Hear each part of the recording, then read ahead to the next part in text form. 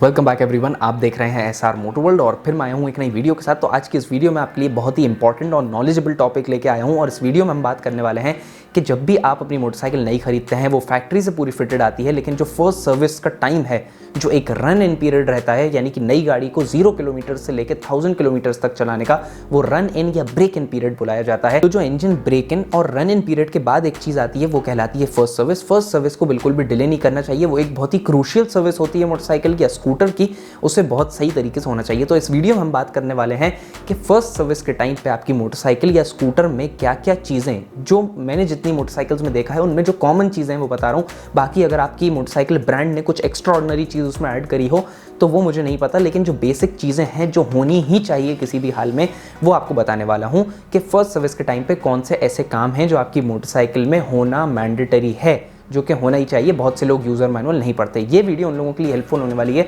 जो कि user manual नहीं पढ़ते, जो ऐसी सिटीज़ में रहते हैं जहाँ पर एक स्किल्ड टेक्नीशियंस नहीं है। जो टेक्नीशियंस हैं वो अपनी अपनी चलाते हैं या फिर यूज़र मैनुअल के हिसाब से काम नहीं करते, क्योंकि कंपनी जो लिखती है, जिस इंजीनियर ने इंजन डिज़ाइन करा है, वो बेहतर बता पाएगा कि उसकी फर्स्ट सर्विस पर इंजन के अंदर क्या काम होने चाहिए। तो वही सब उधर से मैं डेटा कलेक्ट करके लाया हूँ और आपको बताने वाला हूँ, और मेरा कुछ एक्सपीरियंस भी है, उस एक्सपीरियंस के बेस पर ये बताने वाला हूँ। और ये वीडियो नॉलेजेबल उन लोगों के लिए भी होने वाली है जो कि फर्स्ट सर्विस अपने घर पर खुद करना चाहते हैं या फिर मैकेनिक से अपने सामने करवाना चाहते हैं कि हर चीज जो है फर्स्ट सर्विस पूरी कंप्लीट तरीके से हो, कुछ उसमें अधूरी चीज ना छूटे। सबसे पहले पॉइंट से शुरू करते हैं, जो सबसे ज्यादा निगलेक्ट किया जाता है वो रहता है वाल्व क्लियरेंस। वाल्व क्लियरेंस क्या रहता है? एक बाल के बराबर की जगह रहती है, उसमें फीलर गेज डलती है जो कि 0.1 mm 0.2 mm इस टाइप की रहती है, और अगर आपके इनलेट वाल्व और एग्जॉस्ट वाल्व्स के बीच में वो होता है क्लियरेंस, तो वो क्लियरेंस अगर बहुत टाइट हो जाता है तो इंजन जो है वो बहुत हार्शली चलने लगता है, मतलब क्लियरेंस जो है वो लो हो जाता है। बहुत कम क्लियरेंस है, पार्ट्स चिपक चिपक के चलने लगते हैं, यानी कि क्लियरेंस कम हो जाता है,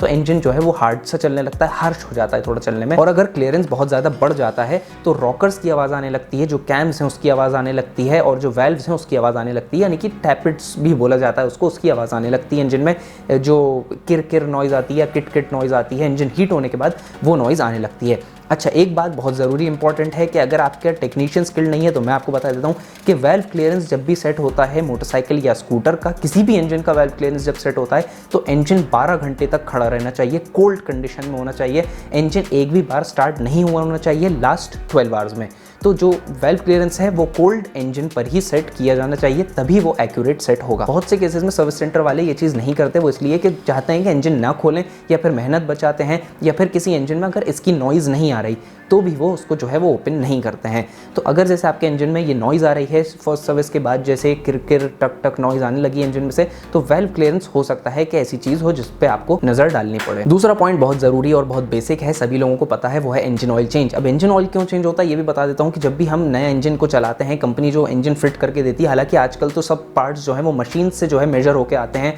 सब वर्नियर कैलिपर्स और बहुत अच्छे अच्छे इंस्ट्रूमेंट से मेजर होकर आते हैं, तो बहुत एक्यूरेट और प्रिसाइज मेजरमेंट्स रहते हैं। लेकिन फिर भी क्या होता है कि जब इंजन चलता है तो उसमें जो गियर्स होते हैं, मेश होते हैं आसपास में, जो टच होते हैं पार्ट्स, तो मेटल के क्रंचेस उसमें आ जाते हैं, थोड़े थोड़े मेटल स्क्रैप आ जाता है। तो मेटल स्क्रैप जो है वो ऑयल फिल्टर के मैग्नेट में तो चिपक ही जाता है, लेकिन जो इंजन ऑयल है उसमें भी सर्कुलेट होता रहता है। इससे पहले कि वो नुकसान हो, इंजन को कुछ नुकसान करे, तो बोलते हैं कि फर्स्ट सर्विस पर इंजन ऑयल जो है वो चेंज कर देना चाहिए। तीसरी टिप है कि अगर आप अपनी मोटरसाइकिल की सर्विस घर पे कर रहे हैं तो वो ये है कि लीकेजेस के लिए आपको चेक कर लेना है पूरी मोटरसाइकिल में जितने भी फ्लूइड्स होते हैं, ब्रेक फ्लूइड है और कूलेंट है, इंजन ऑयल है, इधर पे कहीं पे भी लीकेज नहीं होना चाहिए। ये आपको सभी चीज़ें चेक कर लेनी है, क्योंकि अगर जैसे इंजन में कोई मैन्युफैक्चरिंग डिफेक्ट होता है और कोई भी कहीं पे भी फ्लूइड मोटरसाइकिल में कम हो जाता है तो वो और भी चीज़ों को नुकसान पहुंचा देता है। इसलिए जो है नए जो इंजन डिज़ाइन आते हैं उसमें वैसे तो बहुत मुश्किल से होती है ये चीज़, बैचेस में जो मोटरसाइकिल के आते हैं उसमें बहुत एक आध दो में निकल जाता है, 1000 में कोई एक गाड़ी निकल गई ऐसी जिसमें लीकेज है, पर फिर भी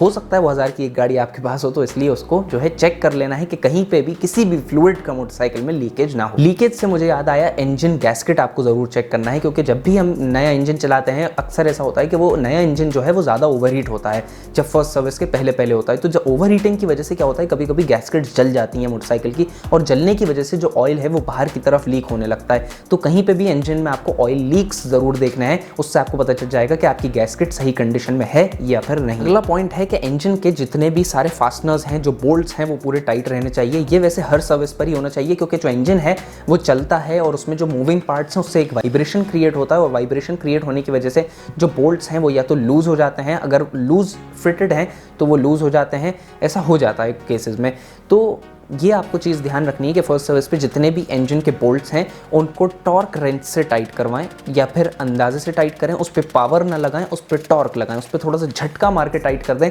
लेकिन उस पर अगर आप बहुत ज़्यादा जोर लगा के टाइट करेंगे तो इंजन के बोल्ट्स आसानी से स्लिप हो सकते हैं। इस बात का ध्यान रखिएगा, मैं अपने एक्सपीरियंस से बोल रहा हूँ। तो ध्यान रखिएगा कि इंजन के जो बोल्ट्स हैं जो लूज़ हों उन्हें टाइट कर दें, लेकिन ज़्यादा उस पर पावर ना लगाएं। टॉर्क यानी कि थोड़ा सा झटका मार दें, लेकिन पावर ना लगाएं। लास्ट ऐसा काम जो कि आपकी फर्स्ट सर्विस में होना चाहिए, जो कि सारी सर्विसेज में होता है, वो है एयर फिल्टर क्लीन होना। एयर फिल्टर अगर आपकी मोटरसाइकिल का क्लीन रहेगा तो माइलेज इंक्रीज वाली वीडियो में भी बताया था कि माइलेज मोटरसाइकिल जो है वो बहुत अच्छा देगी, और एयर फिल्टर अगर आपकी मोटरसाइकिल का हमेशा क्लीन रहेगा तो माइलेज में आपकी मोटरसाइकिल में आपको कभी भी परेशानी नहीं आएगी। तो ये थी आज की वीडियो। अगर आपको ये नॉलेजेबल लगी हो, थोड़ी सी भी आपकी नॉलेज बढ़ गई हो, और अगर कोई आपसे ऐसे सवाल पूछ ले और आप मेरी वीडियो देखकर उसको जवाब दे दें, तो अगर आपको मेरा काम पसंद आ रहा है तो आप चैनल को सब्सक्राइब कर दें, वीडियो को लाइक ज़रूर कर दें। So guys, thanks for watching, stay tuned till then, wait for my next upcoming interesting videos.